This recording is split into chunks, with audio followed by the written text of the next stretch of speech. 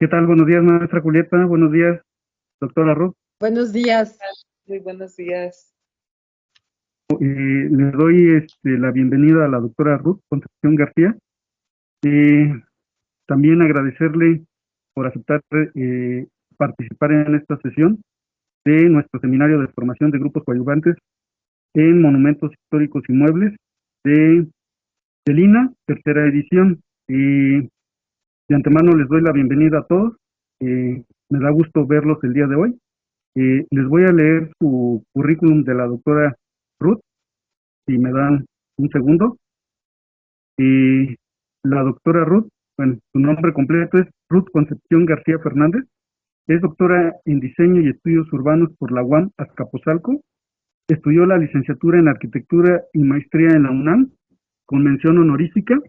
Obtuvo diploma de posgrado en el Institut for Houston Studies by en Rotterdam, Holanda. Se ha dedicado a la gestión e investigación en ordenamiento territorial y desarrollo urbano, así como protección del patrimonio cultural. Ha colaborado en la administración pública a nivel federal y para el gobierno del Distrito Federal, hoy Ciudad de México, en áreas de planeación urbana, conservación patrimonial y gestión urbana y del medio ambiente. Desde el 2017 es subdirectora de catálogo y zonas en la Coordinación Nacional de Monumentos Históricos del Instituto Nacional de Antropología e Historia. Es miembro de ICOMOS Mexicano y cuenta con diversas publicaciones. Esta es su reseña curricular de la doctora Ruth. Le doy la bienvenida en este espacio. El día de hoy vamos a ver el tema de la catalogación de los monumentos históricos.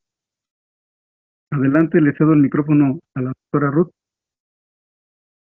Muchas gracias, Uriel, y muchas gracias por la invitación, por supuesto, a participar en este pues importante evento, ¿no? Para la protección del patrimonio y además de agradecer, pues agradecer también la presencia de quienes están interesados, quienes están acudiendo.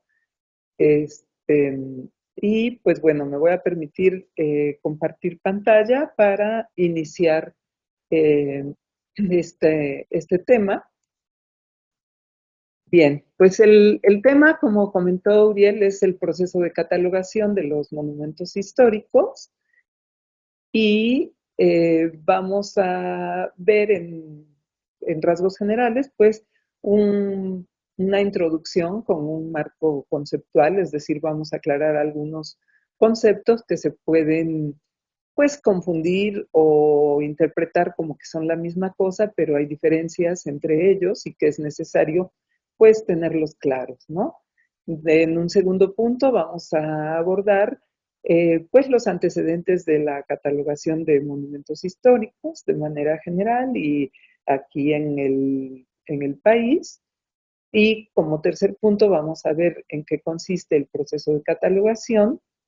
Y para terminar, pues mostrarles lo que es nuestro sistema de publicación y administración del Catálogo Nacional de Monumentos Históricos Inmuebles, que conocemos en su nombre corto, digamos, como eh, sistema de catálogo, es decir, en donde están alojados pues los inmuebles que nosotros tenemos catalogados, el instituto.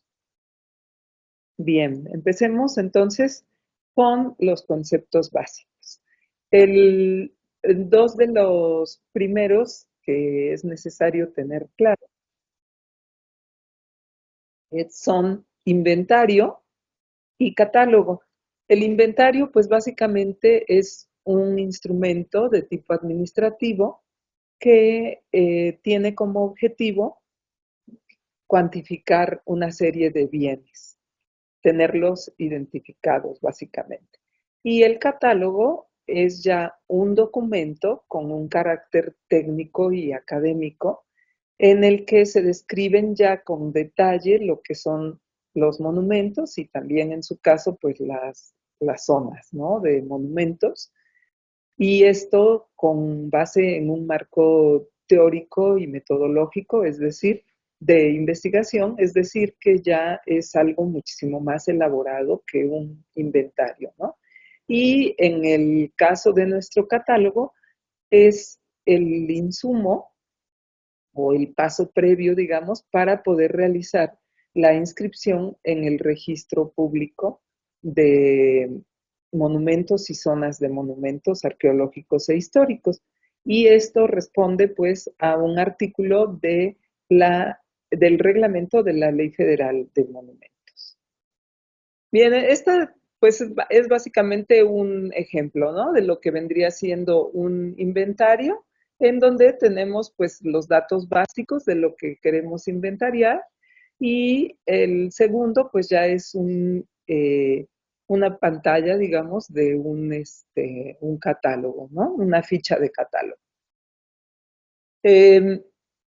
Otra cosa que es necesario tener claro también, ya que sabemos lo que es el catálogo y que es un antecedente o un insumo del registro público, veamos qué es el registro público, que básicamente pues es un organismo del Instituto Nacional de Antropología e Historia y que se creó por determinación de la propia ley para la inscripción de los monumentos y las zonas, tanto arqueológicas, paleontológicos e históricos, y también están inscritos, perdón, las declaratorias de zonas, ¿no? Y la inscripción registral, pues es el hecho de asentar y asignar un folio real en el registro público a los datos que están documentados sobre los monumentos o sobre las zonas también y que son requeridos por mandato de la ley. Y el registro público sí tiene, digamos, un carácter legal, no así el catálogo, que es, pues como veíamos, un instrumento de características técnicas y académicas. ¿Hasta aquí está claro? Sí. Muy bien. Otros conceptos que seguramente ya vieron, pues es la diferencia que se hace en nuestra ley de lo que son los monumentos arqueológicos, que son básicamente las obras construidas por las culturas nativas antes de la llegada de los españoles, y todas ellas tienen la característica de que pertenecen a la nación.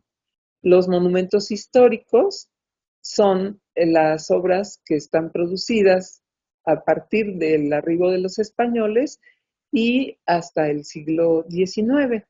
Aquí la diferencia es que no todos son bienes nacionales, sino que pues, los puede haber, pues, sí de carácter público, ya sea federal, estatal o municipal, o bien pueden ser de propiedad particular también, ¿no? Ya sea en manos de personas morales o personas físicas. Y los monumentos artísticos son las obras que se produjeron a partir de 1901 o que han sido producidas a partir de entonces, y entre ellas también existen diferentes tipos de propiedad y solo pueden ser considerados monumentos artísticos, así como literalmente como tales, si existe una declaratoria por medio, ¿no? De tipo federal. Es decir, una declaratoria expedida a nivel federal. Ahora vamos a pasar a ver, pues, algunos antecedentes de la catalogación de monumentos. En un principio, y se toma en cuenta como un punto de partida, es la Carta de Atenas de 1931, que en ella se establecen ciertas recomendaciones sobre principios para conservación de monumentos, para restauración arquitectónica y para el patrimonio urbano. En uno de sus puntos resolutivos, que es el artículo 8, en la fracción primera, establece que todos los estados o las instituciones que ellos creen y que tengan la competencia para ello, deben publicar un inventario. Aquí se habla de un inventario, ¿no? De los monumentos históricos que haya en el país de que se trate y tiene que estar acompañado de fotografías y notas. Entonces, como ven, a principios de el siglo XX, pues se empieza a tratar este tema ya de una manera, pues, internacional, ¿no? Ya en 1983, en la Convención sobre el Patrimonio Rural, se habla de los catálogos científicos y de técnicas de identificación simplificadas. Y allí se establece la necesidad de formar catálogos de edificios vernáculos o de arquitectura tradicional que sean pues un soporte de la memoria colectiva, de la memoria social y también haya una base científica para definir políticas de planificación que sean oportunas, ¿no? Aquí tenemos unos ejemplos, pues, de viviendas de ese tipo, ¿no? De arquitectura vernácula. Esto es ya prácticamente a fines del siglo XX. Ahora bien, ¿cuáles son las características de un catálogo científico de bienes culturales? Este tipo de catálogos básicamente pues identifican el valor de algún objeto como un bien cultural, definen su función en el contexto en el que se encuentran, tanto histórico como ambiental, es decir, todo el entorno, y una de las características más importantes es que son guías para tomar o llevar a cabo o planear pues medidas preventivas de protección del patrimonio y de su puesta en valor, ¿no? Ponerlo en valor. Ahora bien, a nivel nacional, ¿qué es lo que tenemos? Tenemos que con la Ley Orgánica del Instituto Nacional de Antropología e Historia, se establece la obligación de registrar y catalogar los monumentos históricos del país.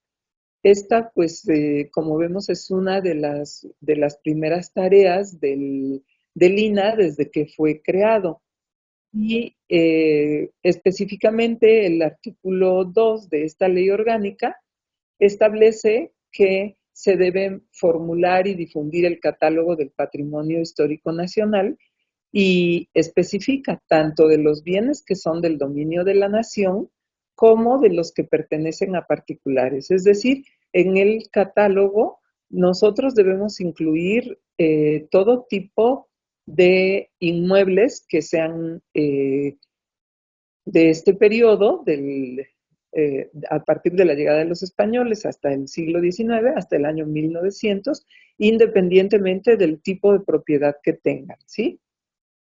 Y en su fracción 15 habla de que se debe formular y difundir el catálogo de las zonas y monumentos, tanto los arqueológicos como los históricos, que son los que nos ocupan en esta plática, y también la Carta Arqueológica de la República. Ahora bien, quién se encarga de esto, no? La catalogación de monumentos históricos está a cargo de la Coordinación Nacional de Monumentos Históricos, la cual cuenta con dos direcciones, una de autorizaciones e inspecciones y otra de apoyo técnico. En la primera, la de autorizaciones e inspecciones, pues se dan todas las autorizaciones de intervención en cualquier monumento histórico y también hay una subdirección que apoya la inscripción y de los monumentos históricos, ¿no? Es el enlace con la dirección de registro. Y la dirección de apoyo técnico, por su parte, tiene la subdirección de catálogo y zonas, la de investigación, la de supervisión de proyectos y obras externas y un área de informática y apoyo digital. Ahora bien, ¿qué hacemos en la subdirección de catálogo y zonas? Por una parte, hacemos los estudios y formamos los expedientes para proponer declaratorias de zonas de monumentos históricos. Estas declaratorias de zonas tienen que ser firmadas por el jefe del Ejecutivo, es decir, por el presidente de la República. Tenemos parte, un área que se encarga de la georreferenciación de los monumentos históricos en un sistema de información geográfica. Y por otra parte, pues el área que se encarga de el Catálogo Nacional de Monumentos Históricos Inmuebles, que tanto incorpora nuevos, bueno, no nuevos, sí, monumentos que no han sido incluidos, como actualizar los que ya se encuentren documentados en el catálogo. Ahora bien, ¿cuál es la importancia del catálogo, no? Su objetivo principalmente, pues, es identificar, tanto cualitativa como cuantitativamente, el universo de monumentos históricos que forman parte, pues, en general de la nación, ¿no? Obviamente, pues, vamos abarcando, se puede decir, de lo particular a lo general, ¿no? Pueden ser de una localidad, de un estado y hasta cubrir toda la nación. Vale decir que esto está íntimamente ligado, o sea, esta documentación del patrimonio construido está íntimamente ligado, pues, con el sentido que tenemos de identidad como mexicanos, de identidad como parte de una región, de un estado, de una localidad, de una colonia incluso, ¿no? Ahora bien, desde principios del siglo XX se vio la necesidad de empezar a documentar el patrimonio y sobre todo la preocupación se enfocó en los monumentos de tipo arqueológico, porque fue una época en que hubo muchas expediciones de extranjeros que venían al país y pues hubo mucho saqueo de ese tipo de bienes, ¿no? Como todos sabemos.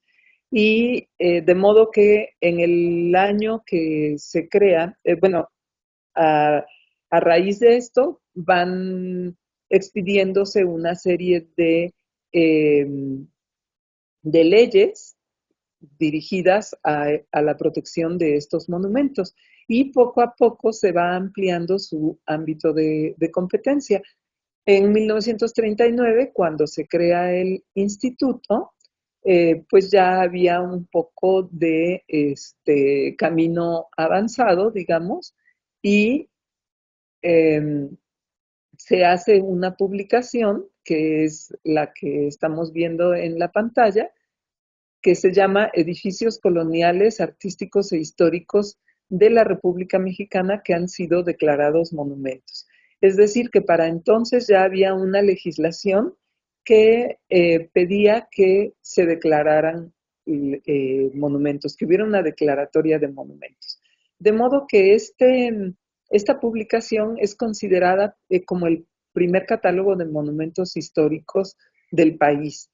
Contenía un total de 447 inmuebles que, como podemos suponer, pues se trataba de inmuebles relevantes, ¿no? De tipo religioso en su mayor parte, y había también una inclinación a, más bien este documento pues tenía, por razones obvias, pues más inmuebles de la Ciudad de México. Uh-huh. Ahora bien, en la actualidad, los inmuebles que cuentan con declaratoria de monumento histórico son un total de 948. Si ustedes se ponen a pensar, pues parecen como muy poquitos, pero vamos a ver cuál es la razón de que no haya más declaratorias, ¿no? Un poquito más adelante. Aquí, perdón. Ay, me saltó varias. Bueno, bien, en los años 80 se inicia un programa ya de catalogación sistemática, un programa permanente de catalogación en el instituto y se empieza por los, los estados de la frontera y el Distrito Federal. Como resultado de este programa, se elaboraron una serie de catálogos como los que se ilustran, que son catálogos impresos, ¿sí? En una primera etapa. Y también por ser un tipo de soporte de físico, digamos, pues no podían tener demasiada información, de modo que el catálogo pues tenía los datos indispensables, ¿no? Ya con el desarrollo de todas las herramientas electrónicas, se empiezan a implementar bases de datos de tipo digital. La primera fue en el año de 1993, que estaba en una plataforma llamada 4Dimension, en donde pues se trató de ir tanto incorporando monumentos como también eh, importar los que ya se encontraban en los catálogos impresos, ¿no? Más tarde, en 2003, se desarrolla otra base de datos eh, que ya permitía que de diferentes partes fuera alimentada, ¿no? Sin embargo, no tenía una administración centralizada y eso pues representaba una serie de problemas que pues estuvieron tratando de resolver. Ah, hasta que en 2011 se plantea la necesidad de desarrollar una base de datos que se aloje ya en el Internet, que tenga las características de poder incorporar o actualizar fichas de catálogo desde diferentes partes, que esté disponible para el público en general y que tenga una administración pues centralizada, es decir, que haya un control, ¿no? De lo que se va incluyendo en la misma. A partir de esta, eh, después vamos a ver, se fue mejorando y vamos a ver lo que es la actual base de datos que tenemos y que utilizamos actualmente.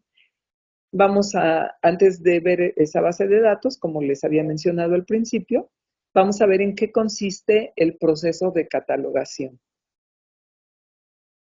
Bueno, en una primera etapa se tiene que realizar la identificación de los inmuebles que nosotros vamos a incluir en el catálogo, ¿sí? Esta identificación, pues, se puede hacer de varias maneras. Primero, podríamos, por ejemplo, partir de fichas que ya tenemos y que tenemos que actualizar, eh, hacer una investigación en gabinete, por ejemplo, en las localidades en las que no hemos todavía existen localidades en el país en donde no se ha realizado la catalogación.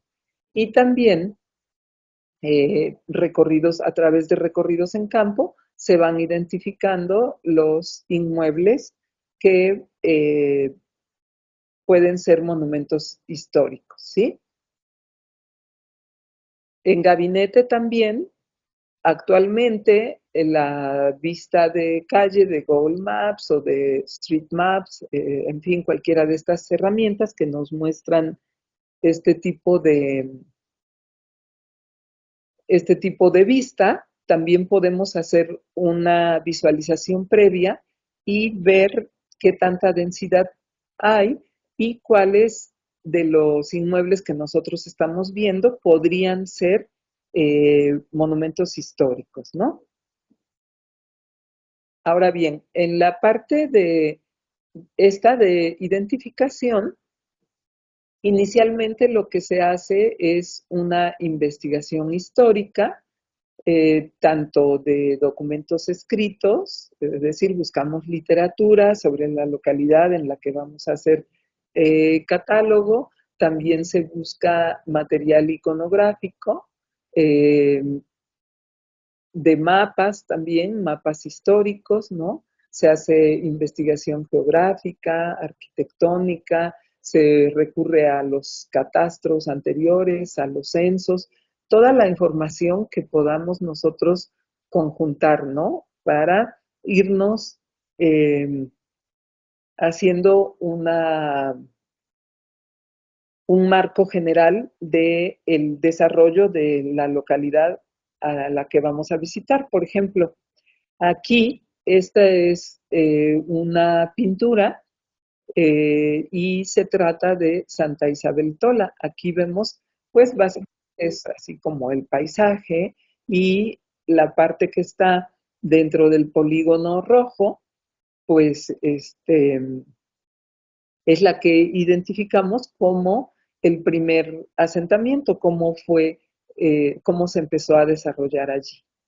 Esta es otra, perdón, ahí dice trabajo de campo, pero está equivocado, es parte de la misma identificación, en donde ya vemos un asentamiento como un poco más consolidado. Obviamente vamos nosotros verificando las fechas en que se realizaron estos y posteriormente, con la ayuda también de las vistas de satélite, podemos nosotros sobreponer esa área que identificamos allí en nuestra traza actual, de modo que ya tenemos, lo que nosotros tratamos de hacer es buscar por la separación temporal que nos marca la ley, buscar documentos que sean planos, etcétera, lo más cercanos a 1900 para darnos una idea de cuál es la zona que podemos considerar histórica.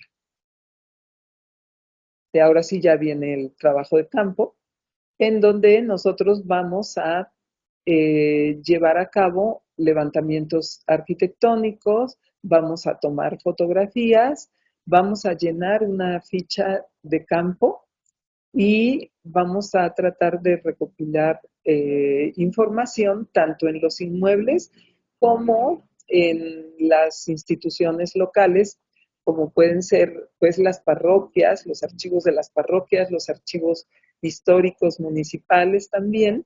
Y aquí pues vemos unos ejemplos de los levantamientos que hacemos, de las fotografías que se van tomando, planos que también nos podemos encontrar en las propias localidades. Perdón, es que estamos aquí en pleno centro de la Ciudad de México, en donde no sé si oigan mucho ruido de los vendedores. Y también tenemos un trabajo de gabinete posterior en donde vamos a procesar todo el material que recopilamos en el trabajo de campo. Se hace la digitalización de las plantas arquitectónicas que hicimos. Generalmente, pues tomamos planta baja y primer nivel en el caso de que aplique. Se hacen alzados, por ejemplo, hay ocasiones en donde no es posible tomar fotografías que es un callejón, por decir algo, y no nos sale la vista, o hay árboles enfrente de la construcción, o hay, como aquí en el centro, ¿no? Hay vendedores, en fin, cosas que nos impiden que en una fotografía salga representado nuestro inmueble y podemos hacer un alzado. Se editan las imágenes de fachada y los detalles que tomamos en foto, se elabora la descripción arquitectónica. Tenemos que tomar fotografías tanto para ilustrar el inmueble, o sea, para mostrar en la ficha, como todas las que necesitemos para poder realizar la descripción arquitectónica del mismo. Hacemos el llenado de la ficha y se hace, por último, su revisión y lo que le llamamos la validación. La validación es, pues, tanto de la investigación técnica, la investigación legal, como pueden ser el tipo de propiedad, ¿no? También de los datos administrativos que hayamos recabado. Se hace, en caso de ser necesario, un complemento de la investigación histórica, ya con lo que vimos en campo. Y por último, se hace la sistematización en la base de datos de catálogo, en donde se captura, se manipula la información gráfica con las especificaciones que nos pida el sistema. Y por último, se hace la validación de la ficha para que esté visible y se le asigne una clave única por parte del sistema. Bien, ahora vamos a pasar a ver lo que es el actual sistema de catálogo. ¿Siguen viendo cortada la pantalla, perdón, o está bien?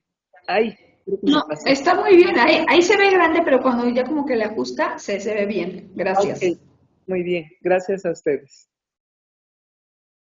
Bien, pues les comentaba que en 2011 fue que se vio la necesidad de implementar ya una base de datos en Internet y después, bueno, esta implementación tuvo algunos problemas por todos los requerimientos que se solicitaban, de modo que en 2014 se hizo una, pues mejora, llamémosle, ¿no? De este mismo sistema, en donde pues ya se agregaron funcionalidades, en fin, una serie de cosas que la hicieran pues más práctica y más adecuada a lo que nosotros necesitábamos. De esta que estamos viendo aquí es la interfaz del actual sistema. Después de esa mejora o fortalecimiento de 2014, se han venido haciendo algunos ajustes también, siempre con miras a, pues, eso, ¿no? A que tenga una mayor funcionalidad del sistema. En la parte inferior, no sé si alcanzan a ver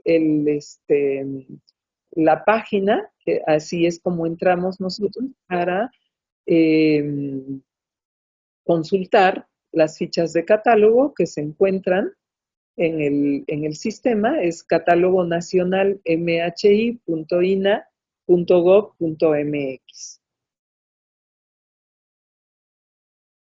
Nosotros en el catálogo tenemos dos tipos de ficha. Esto es algo que se incorporó en esta última base de datos. Anteriormente no se hacía la diferenciación hasta aquí. Y que puede ser un inmueble o un conjunto. Los tipos de inmueble que tenemos son religioso, funerario y otro para todas las demás tipologías arquitectónicas. Y en conjuntos tenemos religioso, producción, como pueden ser haciendas, fábricas, molinos, ranchos, otra de parques, jardines, plazas, tenemos también para conjuntos funerarios y todas las demás tipologías también entrarían en la categoría de otro, ¿no? Que es podríamos llamarle como un tipo de ficha genérica. Ahora bien, ¿qué es lo que consideramos un conjunto arquitectónico?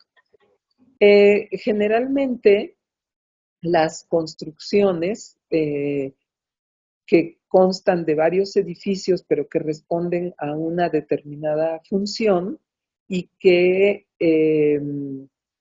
se manejan de una manera integral dentro de un espacio común, es lo que nosotros llamamos conjunto. Y aquí tenemos, pues, varios ejemplos, ¿no? Como tenemos aquí el convento de Santa Cecilia y antiguo, el templo de Santa Cecilia y antiguo convento de San Agustín en Puebla, Fábrica La Carolina y la Reforma en Salvatierra, Guanajuato, el Parque Francisco Cantón de Valladolid. Podemos tener otro tipo de conjuntos, como dice ahí en el texto, como pueden ser un fuerte, un cementerio, una plaza o elementos como hay en varios lugares, que pueden ser los viacrucis, los misterios que tenemos aquí en la calzada del mismo nombre, ¿no? En la Ciudad de México. Y también tenemos dos clasificaciones. Lo anterior que vimos es el tipo de ficha, inmueble o conjunto. Y en clasificación tenemos monumentos históricos o bien inmuebles de valor cultural. ¿Qué es uno y qué es otro? Bueno, los monumentos históricos ya se los hemos comentado anteriormente, que son aquellos inmuebles realizados a partir de la llegada de los españoles hasta el siglo XIX, y un poquito más adelante vamos a ver cuáles son las características que menciona la ley que deben de tener.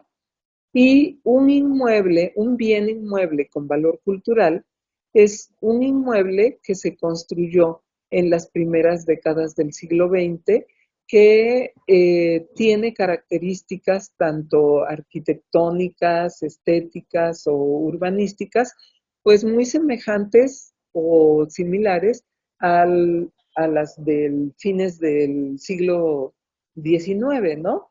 Es decir, no de un día para otro se construye de otra manera, sino que pues es un proceso paulatino, ¿no? Incluso en nuestros días todavía hay lugares en donde se construye pues a la usanza del siglo XIX, ¿no? Entonces, pues bueno, este tipo de inmuebles construidos en el siglo XX, pero que tienen ese tipo de características, nosotros consideramos que es necesario que se encuentren documentados y es por eso que los incluimos en el catálogo, aunque la diferencia pues es de que el instituto no tiene facultades, ninguna facultad sobre ellos, no puede regular, ¿no? Nada de lo que pase en ese tipo de inmuebles. Si nosotros entramos a la página, vamos a encontrar dos botones. Aquí, no sé si ven el mouse, aquí los agrandé. Uno es para consulta pública, que es donde podemos entrar todas las personas, y otro que dice iniciar sesión, que es para los usuarios que van a capturar o hacer algo dentro del sistema, ¿no? Bien. Si entramos a la consulta pública, también nos va a aparecer esta imagen que vemos aquí, en donde hay tres botones. Uno de búsqueda general, otro que dice limpiar, para que si nosotros queremos hacer una nueva búsqueda, pues quitamos, con el limpiar, quitamos todos los datos que hayamos ingresado, y uno de búsqueda avanzada, en donde nosotros ya podemos hacer una búsqueda, pues, más detallada, ¿no? Más dirigida. También vamos a encontrar unas viñetas que nos van a informar sobre características en general del catálogo. Por una parte nos dice el carácter del catálogo, que es una herramienta, como les mencionaba, técnica, documental y académica. También hay una parte en el catálogo dedicada al Centro de Documentación de la Coordinación Nacional de Monumentos Históricos, en donde se encuentran alojados materiales de los acervos que son la fototeca, el archivo histórico y la planoteca. También hay una especie de advertencia que nos dice que como la información está en un constante proceso de actualización, si yo realizo una búsqueda hoy, puede ser que me aparezcan datos diferentes a los que yo encuentre el día de mañana que haga una nueva búsqueda, ¿no?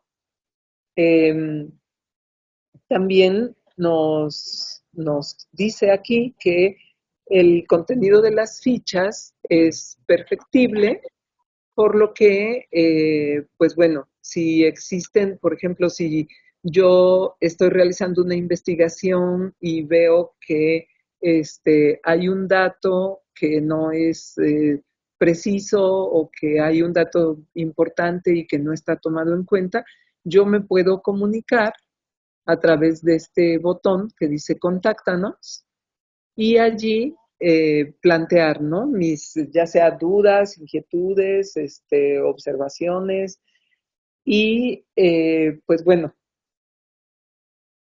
está esa posibilidad, ¿no? Y con la característica de que pues quien aporte datos tiene obviamente el crédito correspondiente dentro de la ficha. Ahora bien,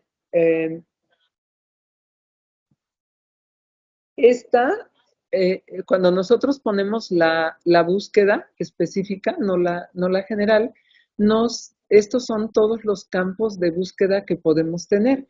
Es decir, podemos buscar por tipo de ficha, por clasificación, que ya vimos ahorita cuál es, o podemos decir, bueno, yo quiero buscar en Yucatán, en tal municipio, ¿no? Mérida, por ejemplo, en la ciudad de Mérida, o incluso por calle, por el número. Uh-huh.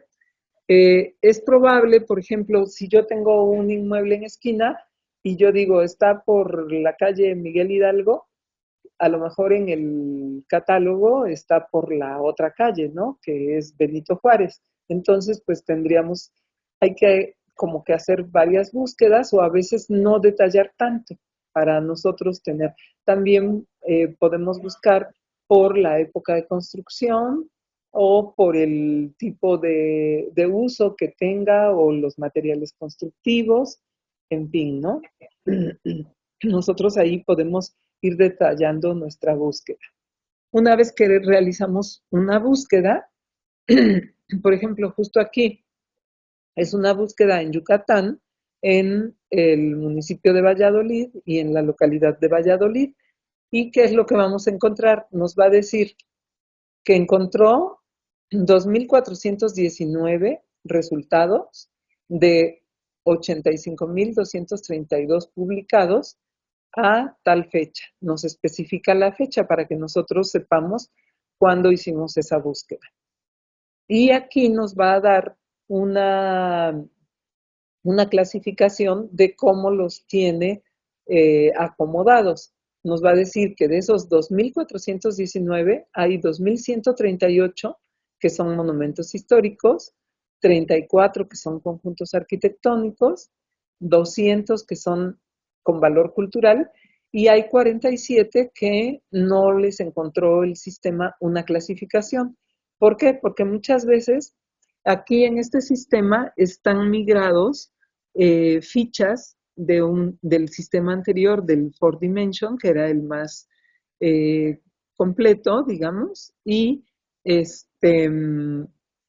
hay algunas que todavía no están actualizadas y puede ser que aquí no tengan la época de construcción, por lo tanto, no sabe en dónde clasificarlas y nos las deja aparte. Entonces, sabemos que va a haber 47 fichas que no sabemos qué clase de ficha es, ¿no? Y cuando nos arroja los resultados, nos va a arrojar páginas en donde nos aparecen los inmuebles por paquetes de 20. Entonces, esta es nada más una fila de los que nos aparecen, en donde vemos ya tienen la clave que les dio el sistema, nos dice qué tipo de inmueble es, nos dice en dónde está, la dirección y la época de construcción. Aquí hay un error, si ven, dice siglo XX y está como monumento histórico. Por ejemplo, esas son cuestiones que tienen que revisarse, ¿no? Cuando yo le hago clic a una de las imágenes anteriores, si yo le doy clic aquí, ¿sí? O aquí abajo, en lo que no se ve, déjenme ver, ahí está. No sé si lo ven. Dice ver detalle y ver mapa. Si yo le doy en ver detalle, este es el detalle que me va a dar en donde yo voy a ver ya una fotografía interior, la planta arquitectónica y el croquis de localización. Y aparte, una serie de pestañas en donde viene la información que me está especificando allí. Si yo quiero ver todo, le puedo poner aquí expandir todos y ya me va a aparecer toda la información. Aquí abajo, si ustedes ven, está lo que les comentaba, ¿no? De la planoteca, el archivo y la fototeca. Si yo le doy en descargar detalle, me va a generar un PDF con la información pública que tiene cargada la ficha. Aquí, por ejemplo, esta ya es una ficha generada. Este es el PDF que me da, en donde vienen ya todos los campos. No sé si alcancen a ver, pero bueno, me da aquí el domicilio, la clave que tiene, no, perdón, nos dice el nombre del inmueble, la clave que tiene, aquí están todos los datos de localización, el croquis, en fin, toda la información, ¿no? Esa es lo que me da como salida, ¿no? Como ven, son varias páginas. De esto va a ser obviamente dependiendo de qué inmueble se trate. Esta ficha, pues es la ficha de la Catedral Metropolitana, en donde tenemos tanto una exhaustiva información histórica, que es todo el rollo que aparece aquí en esta parte. Aquí vemos las fotografías interiores también, pueden ser de detalles algunas. Y aquí esto pues es la descripción.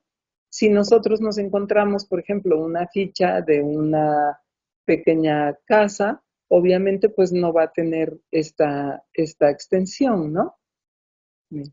Aquí están, por ejemplo, todos los materiales con que está construido, lo desglosa por muros, techumbre, escaleras, pisos, en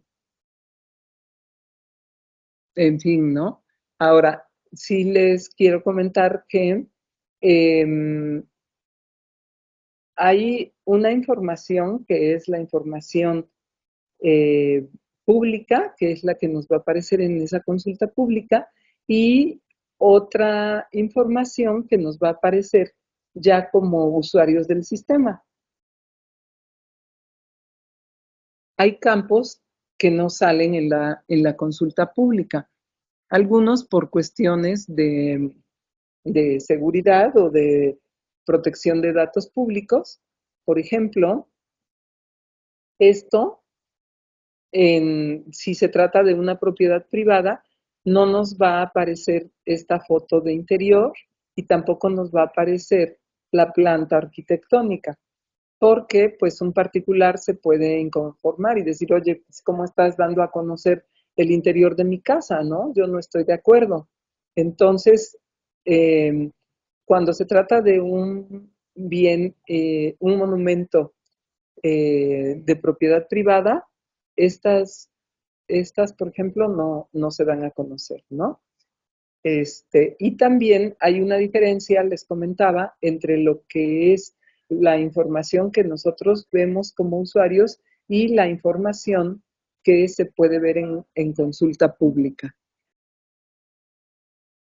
Aquí, por ejemplo, vienen toda la información histórica que nosotros incluyamos en la ficha, debe traer un sustento documental, ¿no? O de algún archivo o de dónde la sacamos. Pueden ser también datos orales. Entonces hay una parte en donde nosotros tenemos que describir el tipo de dato y de dónde estamos tomando esa información. Hay una parte, por ejemplo, donde nos pregunta que si existe una monografía, la podemos incluir, las características del predio, como les mencionaba, también la descripción, ¿no? Las características de los materiales con que está construido. Hay una parte, por ejemplo, esta de análisis de riesgos no aparece en consulta pública porque esto es pues ya para unos efectos más técnicos, digamos, en donde nosotros con el Atlas Nacional de Riesgos vaciamos la información de los riesgos a los que está expuesto un determinado inmueble, ¿sí? Una cuestión, por ejemplo, aquí de prioridad de atención que tiene que ver con el estado en que se encuentra el inmueble. Uh-huh. Y por último, viene quiénes participaron en la elaboración de la ficha y con qué, ¿no? Se especifica. Entonces, como vieron, pues esta es una ficha que es de las más grandes, digamos, que es son 7 páginas, ¿no? Son 7 páginas. Entonces, la importancia del catálogo, como veíamos, pues es que por una parte, al conocer nosotros el estado en que se encuentra nuestro patrimonio, nos permite definir políticas de planificación, acciones preventivas, ¿no? Y como decíamos también de protección y de puesta en valor. Son también documentos pues, que tienen un carácter histórico, ya que nos permiten conocer cómo ha evolucionado un inmueble, si ha tenido daños, si ha sido intervenido, qué modificaciones se le han ido realizando, a qué clase de riesgos está expuesto, como les mencionaba, ¿no? Y sobre todo que pues es la base para la inscripción en el Registro Público de Monumentos Arqueológicos e Históricos. En este sentido, nosotros vamos a ver, por ejemplo, que el número de inmuebles que están en el catálogo pues es mucho mayor que el número de inmuebles que se encuentra inscrito en el registro público por una sencilla razón de que el catálogo, como dice la ley, pues debe traer toda todo tipo de inmuebles, ¿no? Independientemente de su propiedad. En cambio, la inscripción en el registro eh, inscribe de oficio todos los inmuebles que son de propiedad pública, pero los que son de propiedad privada, tiene que haber una petición de parte. Uh-huh. Entonces, esa es la diferencia.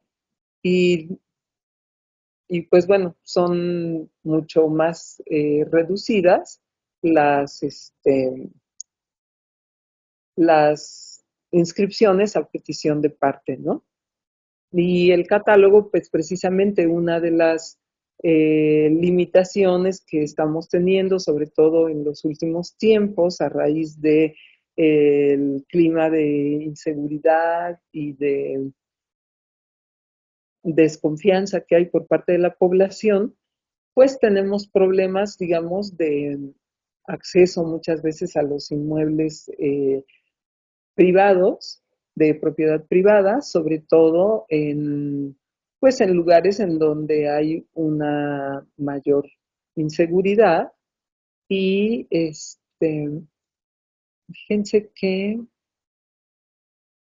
creo que no incluí el plano que les decía. Bueno, quería yo incluir un plano en donde se ve el avance del catálogo, porque veo que la siguiente ya es sí, ya es la de las gracias.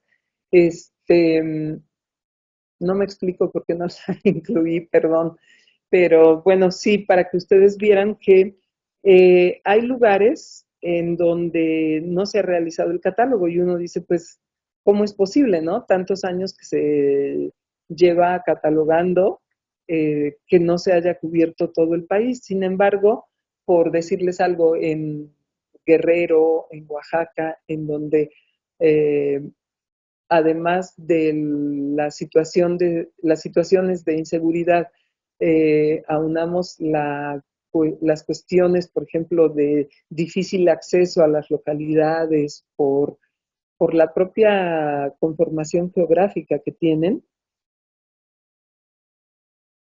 Eso dificulta, ¿no? El llegar a las localidades y a eso le podemos agregar también que el presupuesto o los recursos que tenemos para realizar este tipo de actividades también eh, se han visto, han sido restringidos, ¿no?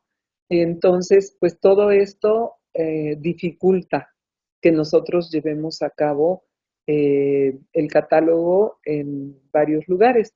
Ahora, desde la subdirección de catálogo, pues básicamente tenemos como tarea, digamos, obligada el hacer el catálogo pues de la Ciudad de México. Como ustedes saben, pues hay un centro INAH en cada una de las entidades y teóricamente son quienes tendrían que realizar el catálogo correspondiente a esas entidades, pero pues bueno, igual tienen todos estos problemas que vemos desde aquí del centro y y eso pues dificulta, ¿no? Aparte, muchas veces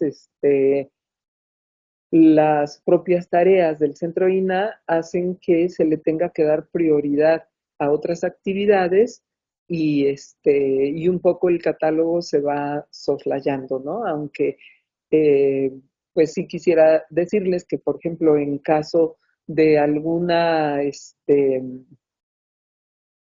evento, un sismo, una inundación, cualquier fenómeno que afecte el patrimonio o incluso daños que realicen los propios particulares o las personas, ¿no? Sin ser particulares, pues este, muchas veces en los templos, pues vemos que los propios párrocos dicen, no, pues nada más le voy a poner aquí tantito cemento, ¿no? Para que no se vea no sé qué. Y pues bueno, aún para eso tiene que haber una supervisión del instituto, ¿no? Entonces, bueno, en esos casos de daños, lo primero que nos piden es la ficha de catálogo, ¿no? Pero no es lo primero que se hace, desgraciadamente. Entonces, eh, por ejemplo, después de los sismos del 17, pues sobre todo en Oaxaca, que les digo ahí, las localidades están muy separadas, la topografía es muy complicada, ¿no? Tenemos ahí pues toda la sierra y son localidades difíciles de difícil acceso y pues digamos que son eventos que también nos ayudan a avanzar en el catálogo, porque por ejemplo allí para que se pudiera hacer efectivo algún apoyo, ya fuera por parte del seguro o de alguna otra institución de estas que apoyan en caso de siniestros, pues lo primero que piden es la ficha de catálogo, ¿no? Y en muchos casos, pues sí, por ejemplo, en Oaxaca se hizo un gran número después de los sismos del 2017, precisamente por esa dificultad, ¿no? Pero allí, pues sí o sí se tenía que hacer la ficha, el registro, todo el proceso, ¿no? Antes de intervenir el inmueble. Entonces, pues bueno, entre, entre esto que está aquí especificado y esto que les estoy comentando, pues es parte de por qué es importante el catálogo, además de que, pues bueno, es lo que nos permite tener un registro, pues, de la memoria en sí. Nosotros vemos que cada inmueble no es reflejo de, como decía Octavio Paz, ¿no? Son los testigos incorruptibles de la historia. O sea, cada inmueble nos va diciendo por todo lo que ha pasado, ¿no? Cuando nosotros vemos, no sé, un conjunto de templos y conventos, vemos allí, pues, no sé, que fue construido en diversas etapas, ¿no? O que en tal época le agregaron una torre y luego en otra época le agregaron otra o le agregaron capillas y que se incendió y después del incendio pues se hizo tal cosa. La propia, incluso cuestiones legales como las leyes de reforma, ¿no? También lo vemos, pues por eso tenemos conventos que ahora son museos o casas de la cultura, en fin, ¿no? Escuelas, qué sé yo. Todos esos hechos históricos, pues nosotros los vemos reflejados en los monumentos. Y si nosotros no tenemos documentado todo eso, pues son cosas que se van perdiendo, ¿no? Es, por ejemplo, el problema que se tiene en los cementerios, en donde son espacios de propiedad pública, generalmente municipal, pero que los lotes pues son de un uso particular y a medida que antes que había estos lotes a perpetuidad, pues a medida que iban avanzando las generaciones, pues se iba perdiendo, ¿no? El cuidado de los propios monumentos funerarios y eso es lo que poco a poco va haciendo que pues estos se pierdan, ¿no? Entonces, pues bueno, en general eso es lo que quería yo transmitirles. No sé si con esto les queda más o menos un panorama de cómo se hace el catálogo y cuál es su importancia. Y pues agradezco su atención. Allí está mi correo por si me quieren contactar. Y eso sería todo y les agradezco la atención. Voy a dejar de compartir. Muchas gracias, doctora Ruth. Entonces, vamos al espacio de las preguntas, dudas, inquietudes acerca del tema. Y si gustan, voy leyendo aquí una pregunta que ya realizó una compañera que se llama Graciela Beauregat. Pregunta, dice, ¿se pueden utilizar los formatos de registro, catalogación, inventariados, adaptándolos a cada caso, dándole el crédito al INA? Pues, pues yo supongo que sí, pero no sé qué tan, o sea, es como todo, ¿no? Uno para hacer algo, ¿para qué me pongo a hacerlo de cero si ya alguien avanzó? Entonces, generalmente, pues nos basamos en cosas que hay anteriormente, ¿no? Entonces, desde ese punto de vista, pues yo creo que no habría problema. Y sí les pediría que si documentan eh, patrimonio de este tipo, pues nos lo compartieran en caso de que nosotros no lo tengamos, ¿no? Eso nos ayuda mucho por todas estas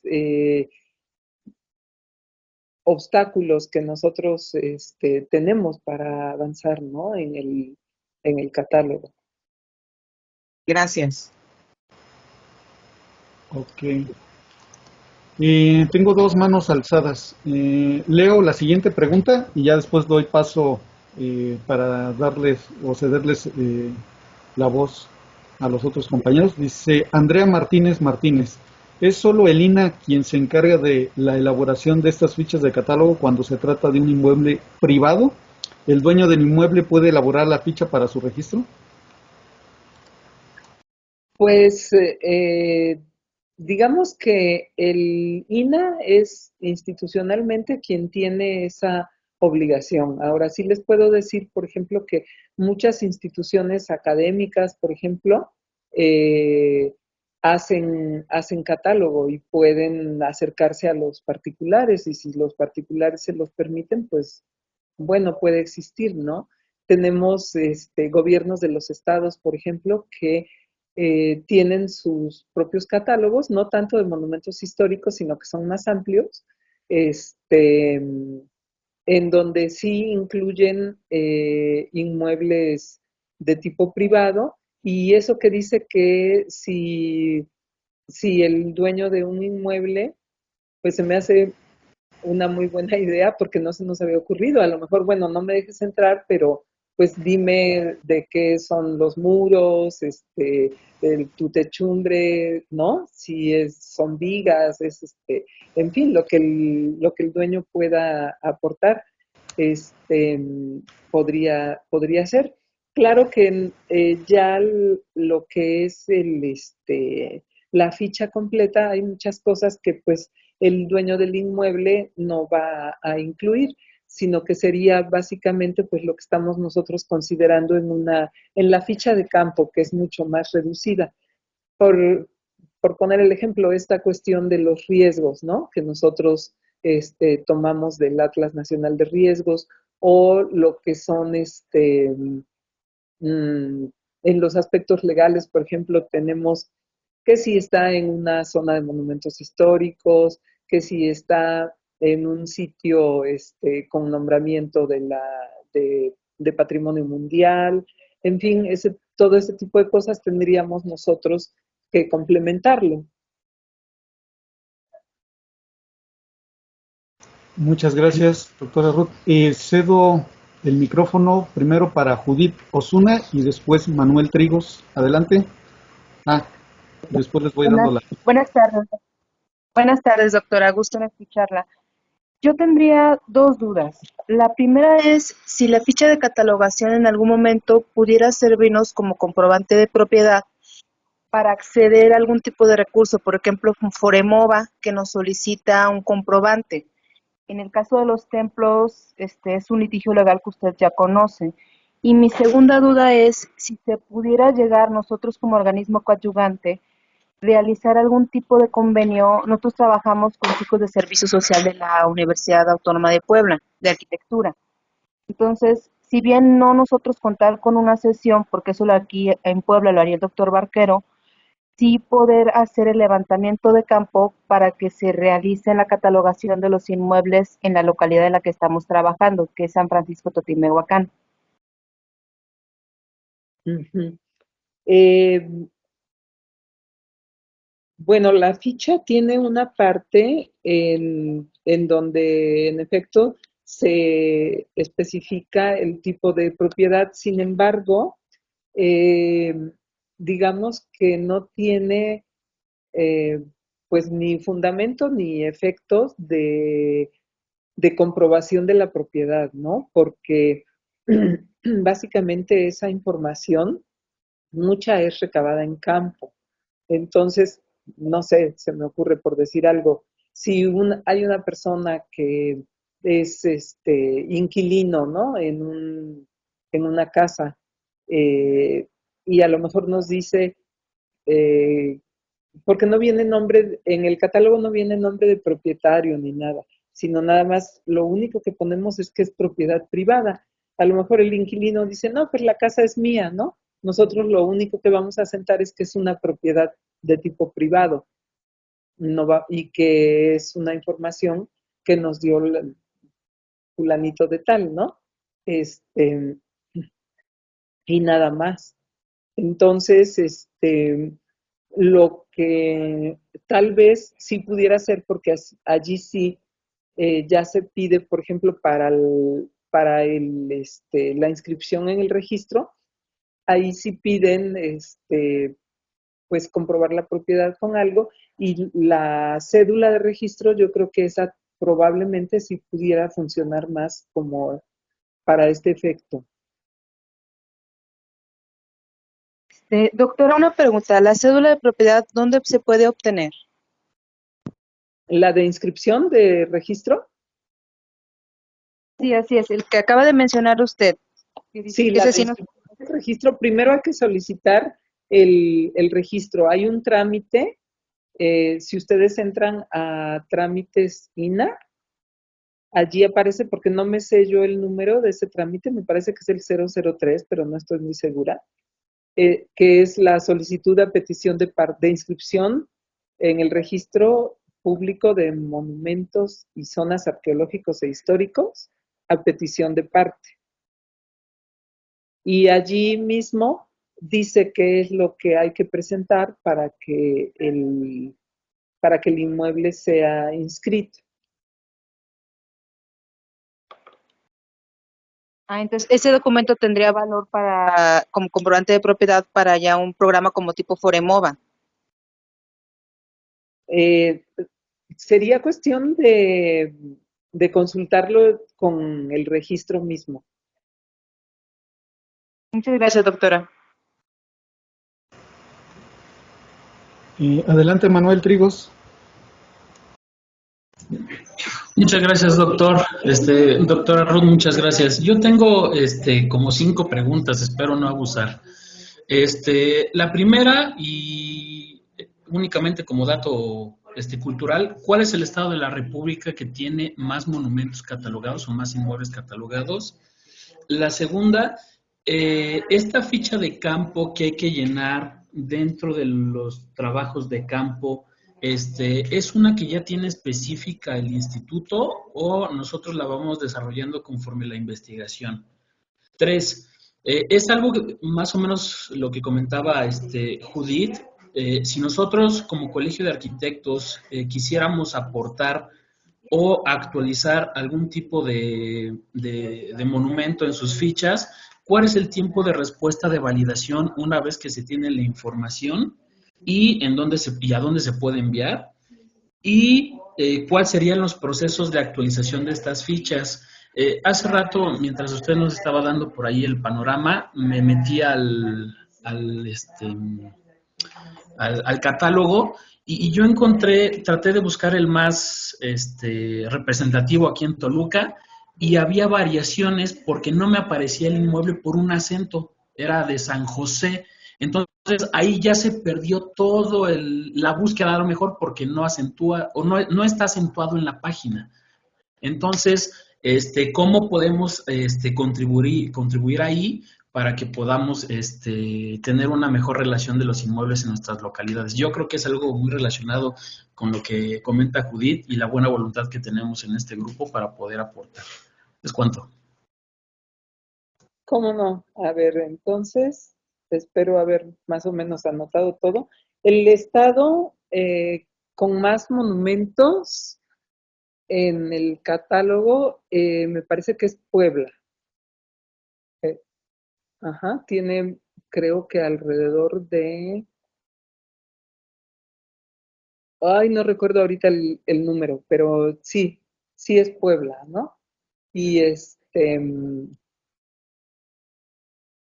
La ficha de campo es una ficha que nosotros elaboramos con todos los campos que pensamos que son los que se pueden pues llenar o que se puede enriquecer la información en campo. Por ejemplo, independientemente, lo de riesgos otra vez, ¿no? Independientemente de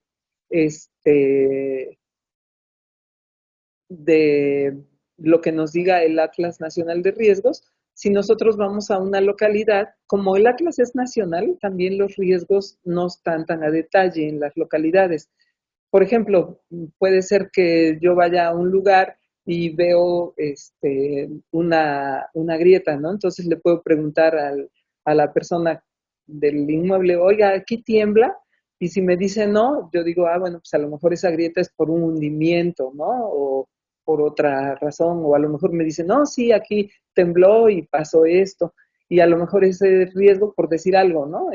No estaba en el Atlas Nacional de Riesgos y ya yo lo pongo, o muchas veces nos dice, en esta zona hay inestabilidad de laderas, y yo veo y pues no hay ni una ladera, es un terreno ahí planito, pero sí hay una ladera en otra parte, ¿no? Donde estoy yo. Entonces, también es cuestión de eso que observemos nosotros en campo, lo vamos anotando. Entonces, sí tenemos una ficha de campo, cuando hay colaboraciones, por ejemplo, con particulares incluso, lo que nosotros les pedimos es lo que el sistema nos pide como datos mínimos para que se pueda validar una ficha, que es básicamente pues de cuándo se construyó el inmueble, en dónde se localiza, o sea, un croquis de localización, las fotografías, ya si tienen datos, por ejemplo, de los materiales y esto, son datos que no son tan necesarios y no siempre se pueden obtener, entonces esos no son obligatorios para el sistema, ¿no? Si me contactan, yo les puedo dar a detalle cuáles serían los datos que necesitamos y pues generalmente cuando hay un interés así eh, de personas particulares, pues tratamos de que la respuesta sea pues casi inmediata, ¿no? O sea, son fichas que vamos revisando y validando este, pues en un tiempo breve. También depende de la eh, retroalimentación que tengamos, ¿no? Por decir, eh, no sé, oye, pues mira, no puedo yo localizar en el mapa estas calles que me dices, ¿no? Si me das las coordenadas y a lo mejor te tardas 3 días en darme las coordenadas, por mencionar, por ejemplo, y entonces ese tiempo pues yo voy a estar esperando, ¿no? Pero sí, generalmente es así como muy, muy dinámica este intercambio y tratamos de que sea lo más rápido posible. Ahora, cuando se trata ya, digamos, por decir, de pronto hay instituciones educativas que tienen algún proyecto en una determinada localidad que implica, a lo mejor no es el fin, pero es uno de los pasos, la catalogación. En esos casos lo que hacemos es que pues la institución nos va, hay como mucha comunicación para poder hacer esa captura lo más rápidamente posible. Incluso en esas ocasiones les hemos generado cuentas para que los propios alumnos o servicios sociales, cuando hay servicio social, ellos puedan ir ingresando los datos, ¿no? a la base. Tiene que haber alguien que valide esos datos y ya nosotros lo que validamos pues es en términos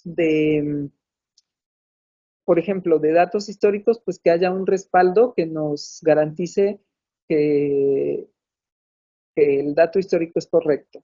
Y también que cumpla, por ejemplo, con lo que requiere el sistema. Por decir, una imagen nos la pide en un determinado, no puede ser mayor de determinado peso, debe tener ciertas dimensiones, en fin. Entonces, cuando se trata, por ejemplo, de este tipo de colaboraciones, de escuelas y demás, pues ya solicitamos que sí lo vayan haciendo en los formatos que pide el sistema. Cuando es, digamos así, algo más esporádico, bueno, dame las fotos y ya nosotros trabajamos las fotos, ¿no? O lo que se requiera. Doc, perdón, y en ese caso de colaboraciones, ¿se tiene que ver con la coordinación nacional o es con el centro INA estatal? Pues puede ser con nosotros directamente. Uh-huh. Y en lo de la búsqueda, sí, de hecho, no hemos tenido dinero para hacer otra etapa de fortalecimiento, pero es algo que queremos mejorar justo esto de que nos dices de los acentos, es algo que a nosotros también nos pasa, ¿no?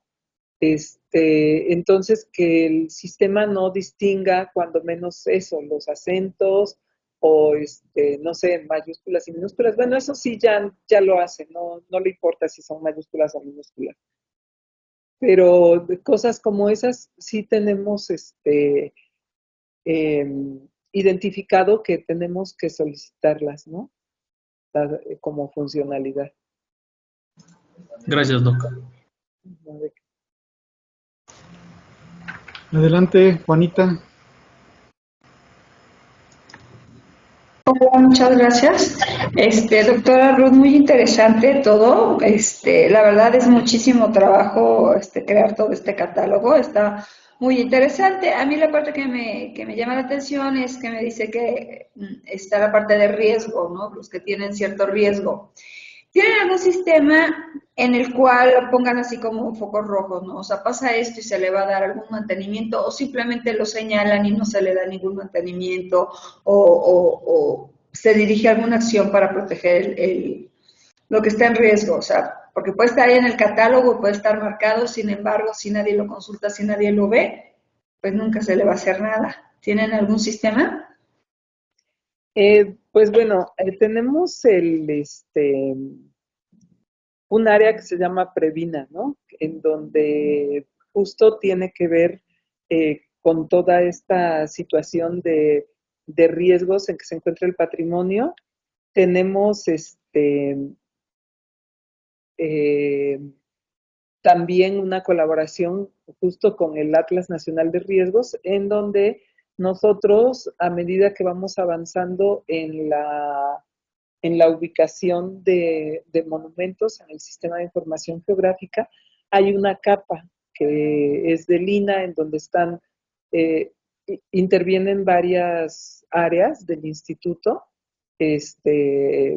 Allí interviene arqueología, museos, nosotros, en donde cada área ubica los inmuebles de su interés, ¿no? Y generalmente es una coordinación que se hace con los centros SINA también, ¿no? Pero dado que son, digamos, de cualquier tipo de propiedad y eso complejiza todo, ¿no? Entonces, digamos, ya por default sabemos que Oaxaca, Guerrero, Ciudad de México, son zonas en las que hay que poner mucha atención a todo lo que son, pues, sismos en primer lugar, ¿no? Independientemente de que se vayan teniendo otro tipo de riesgos, y que, pues sí, se debe poner atención a eso. El catálogo lo que hace pues es documentar que hay un riesgo al que está expuesto este inmueble, pero nosotros como catálogo pues hasta ahí llegamos, ¿no? Hasta poner, digamos, como la atención en qué riesgos es a los que está expuesto un determinado inmueble. Ok, muchas gracias. Y bueno, ¿y el sistema tiene algún tipo de validación del sistema? O sea, el catálogo. ¿Tiene Eh, algún tipo de sí, sistema o sea, o programa?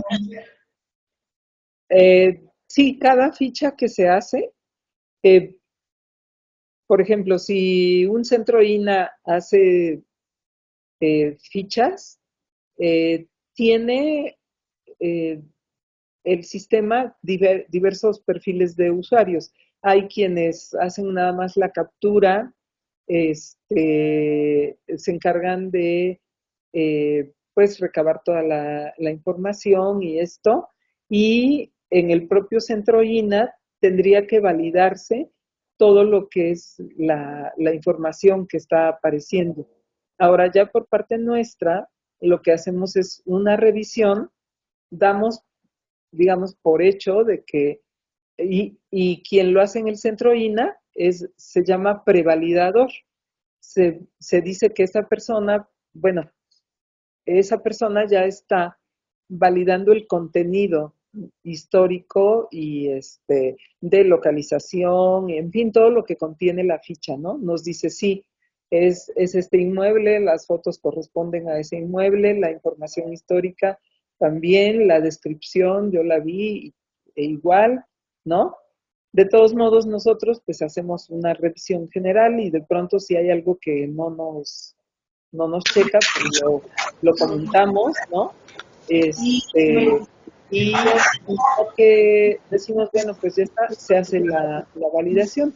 Ahora, el problema cuando se trabajan, digamos, como programa es de que, o a veces incluso se realizan contratos externos, es de que muchas veces por la cantidad de información, como les mostraba en el ejemplo de la búsqueda, que había uno que decía siglo XX y estaba como monumento histórico. Ahí seguramente fue dentro de un programa donde eran tal vez 200 fichas y se nos puede ir un detalle como esos, pero ya que lo detectamos, pues lo tenemos que revisar. A ver, ¿es siglo XX o es monumento histórico, no? O sea, ¿cuál es el dato que es correcto? Entonces, para eso, pues tenemos que ver, pues, con quien hizo la ficha generalmente, ¿no? O incluso si tenemos en la propia ficha la información histórica, de ahí se puede desprender cuál es el dato que está incorrecto. Y, y pues bueno, es una gran ventaja si nosotros vemos a la luz del tiempo que ha pasado, eh, cuando eran impresos, pues para hacer una actualización había que hacer otra impresión, ¿no? Entonces ahora, pues bueno, son las ventajas que tenemos ya con estos medios digitales, que podemos actualizar y hacer cambios y todo.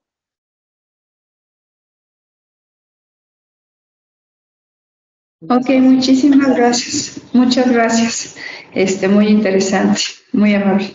Gracias.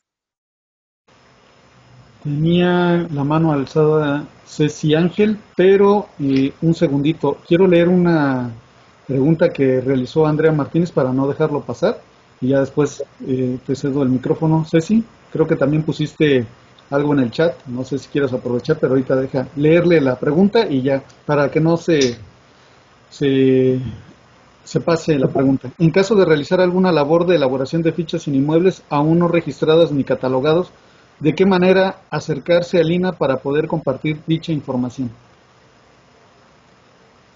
Pues puede ser directamente a mi correo o allí a través de la página en donde dice contáctanos.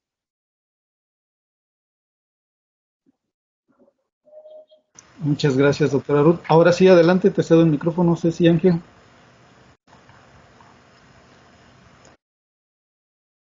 Buenos días, ¿sí me escuchan? Sí, Sí. sí, Sí.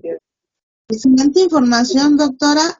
Mencionaba usted en una parte de la exposición que a veces pues llegaban muchos extranjeros pues a fotografiar o andar aquí revisando algunas cosas más bien. Y bueno, ¿existe algún convenio para solicitar alguna fotografía o algún otro depositorio o colección? Por ejemplo, en el caso de Chichén Itzá, que el matrimonio Leployón tiene 46 fotografías catalogadas como colección especial y que solamente el Instituto de Investigación Jade tiene acceso. ¿Ustedes tienen ese convenio para poder jalar esa información como para anexar esas fotografías a consulta nacional? Porque veía que en la parte donde aparece el catálogo dice monografías, fotografías o cualquier otro documento. ¿Existe esa vinculación a nivel internacional? En el caso del matrimonio Leployón que se llevó, pues sacó unas fotografías específicamente de Chichén Itzá. Bueno, no sé, esa parte creo que más bien, no sé si Julie nos podría ayudar. Sí, claro. Sí, con gusto. No, no, no tenemos un convenio específico, digamos, con el Getty o con cualquier otro instituto que resguarda fotografías, como que cada institución tiene sus propias reglas del juego, digamos. Y yo creo que la parte donde ustedes vieron en el catálogo de fotografías, a lo que se refiere son las fotografías que tenemos aquí en nuestro centro de documentación, más bien. Esas sí están, en la medida de las posibilidades, hemos ido subiendo y están, por supuesto, a disposición y tal, pero no todos los inmuebles del catálogo está, digamos, complementada esa sección. Estamos elaborándolo, subiendo las fotos. Ujú.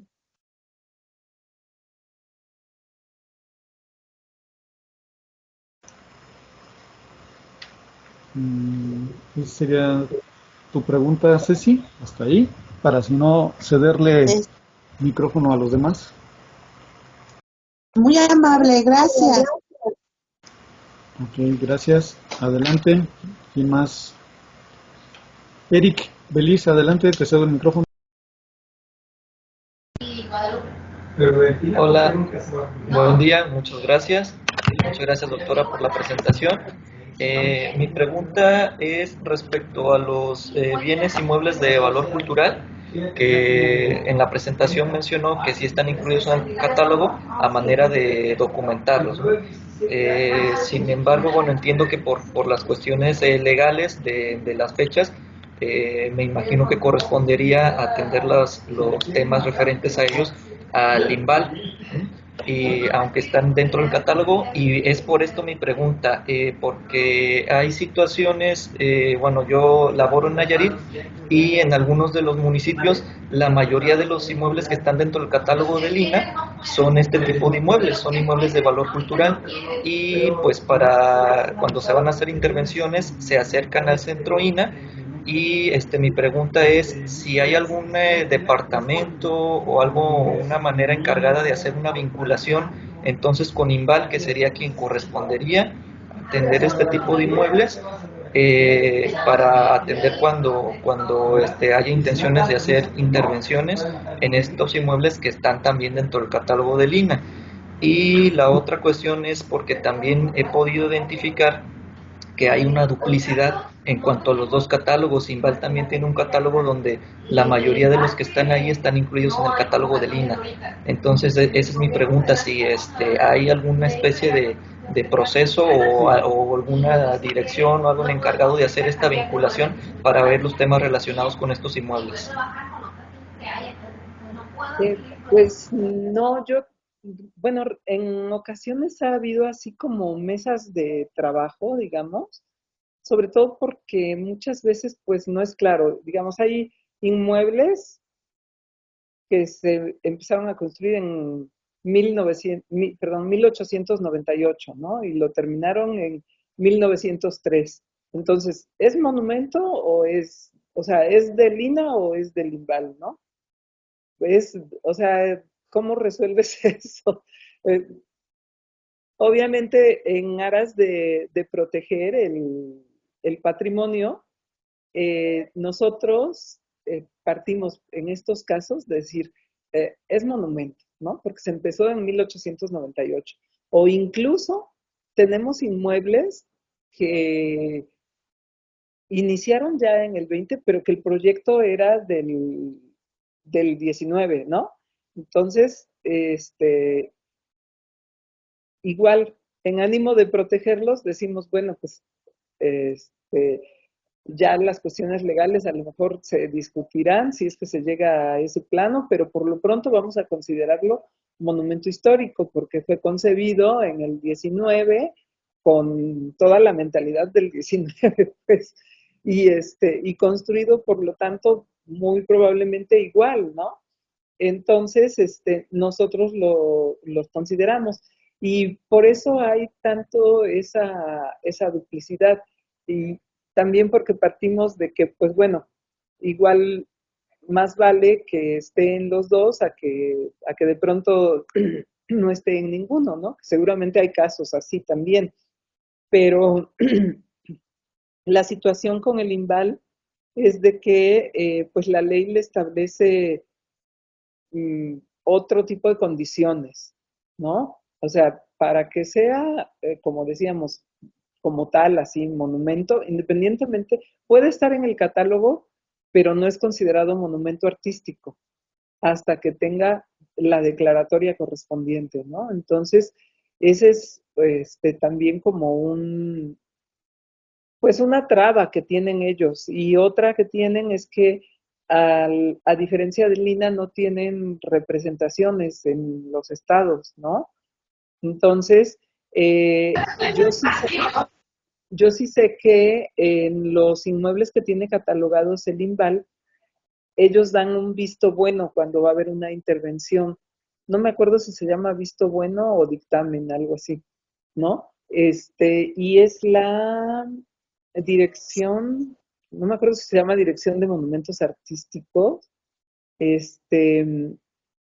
No sé si tengo el dato, pero no lo sé, no lo tengo ahorita aquí a la mano. Si gustas, anota mi correo y con gusto te lo mando. No sé si lo alcanzaste a tomar o te lo doy. Sí, lo tengo ya de la presentación. De todos modos, se los voy a anotar aquí en el chat. De acuerdo, muchas gracias. Sí, porque lo que hace el INVAL, por ejemplo, en determinado momento es auxiliarse muchas veces del propio INA o también de los ayuntamientos, ¿no? Muy bien, pues muchas gracias, doctora. Gracias, Eric. ¿Alguien más? Tenemos escasos 14 minutos para terminar la sesión. Ya leí todas las preguntas que están formuladas aquí en el chat, entonces, miren, pues de antemano le agradezco mucho la exposición que dio la doctora Ruth. De antemano también ustedes tengan la convicción de que si tienen alguna duda posteriormente a esta sesión, le pueden escribir y ella con gusto les contesta. De hecho, ha contestado a otros participantes de otras ediciones que siguen en esta idea de conformar su grupo coadyuvante. Entonces es muy importante que conozcamos, ¿no?, cuál es el proceso de catalogación de monumentos históricos inmuebles y que esto contribuye sobre todo a reforzar o formular nuestro proyecto que tenemos en mente. Entonces creo que este es el momento en que ustedes creo que ya llevan la mitad de nuestras sesiones y que ya pueden ir diseñando propiamente su idea de proteger o conservar algún monumento inmueble, sobre todo de carácter histórico y que tiene que ver sobre todo con la conformación de un organismo auxiliar debidamente reconocido ante el INE. Entonces, sé que habrá algunas dudas. Para la siguiente sesión tenemos ahí el tema de lo que son las causas y afectaciones del patrimonio cultural histórico. Entonces, igual es una oportunidad que ustedes tienen como grupo coadyuvante al momento de conformarlo, porque van a dar conocimiento, ¿no?, de aquellas afectaciones o deterioros que tenga el patrimonio cultural histórico. Pero en este momento, pues, ya se abordó propiamente lo que es el tema del proceso de catalogación de monumentos históricos y muebles, y de antemano le agradezco por haber aceptado a esta sesión la doctora Ruth Concepción García Fernández. Entonces, creo que esta es la parte en la cual ustedes tienen que ir reflexionando cuál va a ser la forma de intervención que va a tener su grupo coadyuvante. Entonces, nos quedan todavía escasamente 11 minutos, entonces no sé. Ok, va a comentar algo o añadir. Bueno, al contrario, el agradecimiento es de mí hacia ustedes, y y a manera nada más de comentario, en efecto, hay uno de los participantes, me parece que fue del primero, Uriel, del primer diplomado, que tenía mucho interés en que se catalogaran una serie de puentes y bóvedas que había de un trazo de ferrocarril en el Estado de México. Y justo él nos hizo favor de enviarnos las fotos, de enviarnos información histórica que tenían. Ya no recuerdo si los planos los hicimos aquí o también él nos los proporcionó, pero también fue así, pues muy gratificante, yo creo, tanto para ellos como para nosotros, ¿no? Él conformó su asociación y están trabajando en eso. Entonces, pues sí,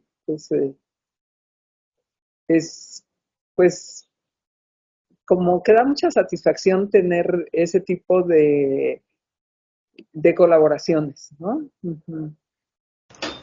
Qué bueno que lo menciona, doctora Ruth. Pues es precisamente, ¿no?, la idea o la pretensión de aprovechar estos espacios, sobre todo aprovechar la experiencia y conocimientos que tiene cada uno de nuestros ponentes sobre los temas, y que ustedes puedan ir abordando, pero también coleccionando, ¿no?, todas esas ideas, esas propuestas para ir formulando la conformación de su grupo coadyuvante, que sé que al término de este seminario, pues muchos de ustedes se enfrentarán, ¿no?, a la realidad de lo que conlleva registrar o reconocer ese grupo coadyuvante.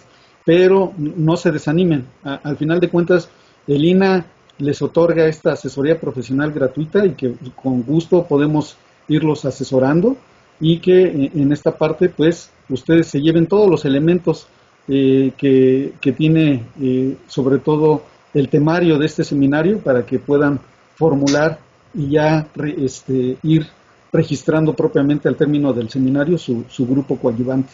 Entonces, qué bueno que lo menciona doctora Ruth.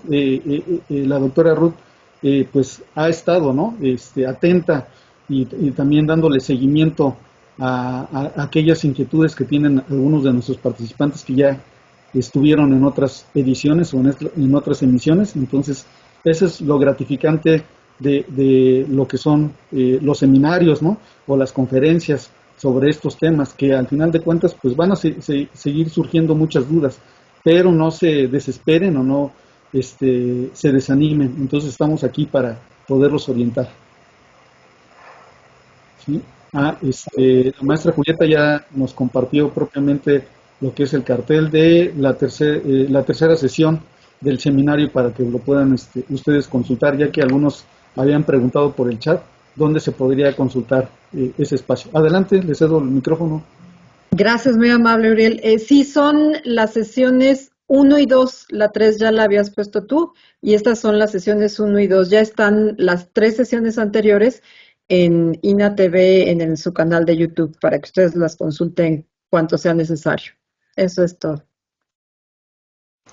Perfecto. Creo que eso abona sobre todo algunas dudas o inquietudes que tengan a lo largo, ¿no? del camino cuando ya estén trabajando en equipo, ¿no? Nada más quiero recordarles a aquellos que todavía me hacen falta de enviar sus ensayos. Solamente tengo 5, entonces les encargo por favor. Y acerca de las evaluaciones, creo que hay algunos que todavía no las han enviado, entonces sobre todo para irlos agregando a la carpeta de evidencias de actividades realizadas en el seminario.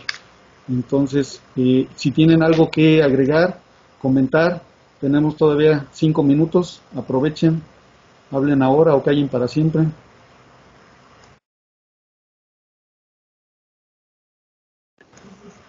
Únicamente agradecer, Docs, el conocimiento compartido. Muchas gracias. Muchas gracias. Ya revisé 5 ensayos. El día de hoy se los envío por correo electrónico para darles mis observaciones, y de las cédulas de evaluación yo los voy agregando. Entonces, de esos 5 trabajos que se han hecho, 2 son coincidentes, creo que están en equipo, entonces serían las mismas observaciones y comentarios. Entonces no se preocupen por ello, van a seguir trabajándolo en equipo.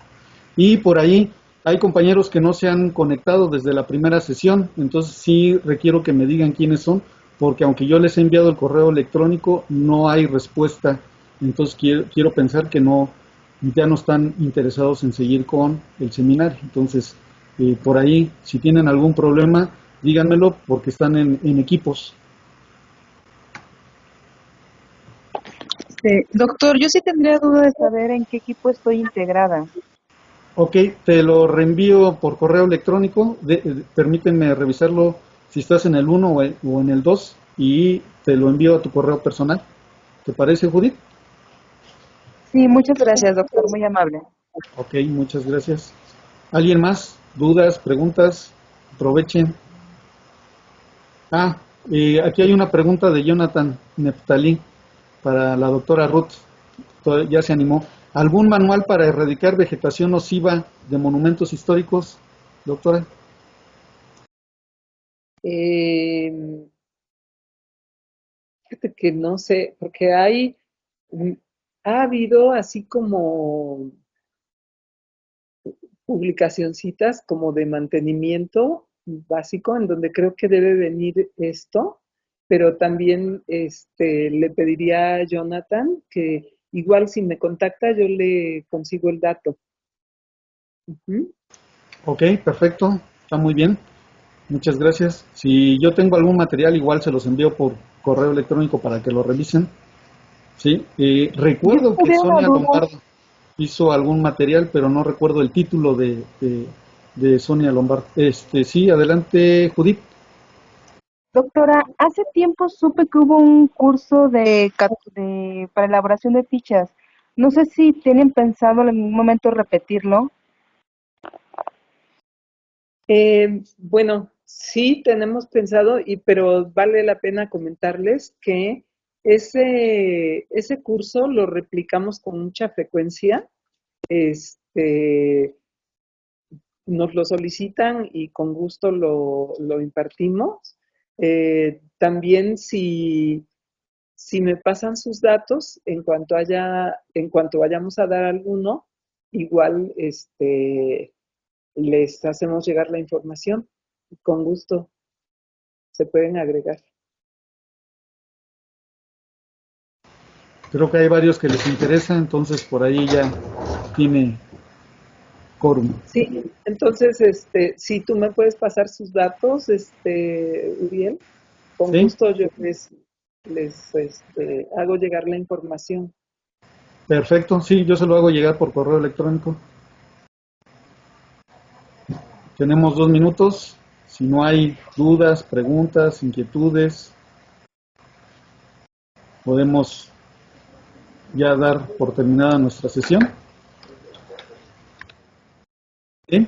Bueno, pues de antemano le doy nuevamente un agradecimiento a usted, doctora Ruth Concepción. Esperemos que podamos seguir contando con su participación en otras emisiones, que es muy interesante estos temas, y sobre todo con la presencia de otros ponentes, ¿no? Para la siguiente sesión vamos a tener a la maestra Valeria Valero Pie, que ella va a dar el tema de causas y afectaciones del patrimonio cultural histórico edificado. Entonces, no sé si tenga alguna otra intervención, maestra Julieta. ¿Ninguna? Les agradezco el día de hoy haber asistido a esta cuarta sesión del Seminario de Formación de Grupos Coadyuvantes en Monumentos Históricos Inmuebles del INAH, tercera emisión 2023.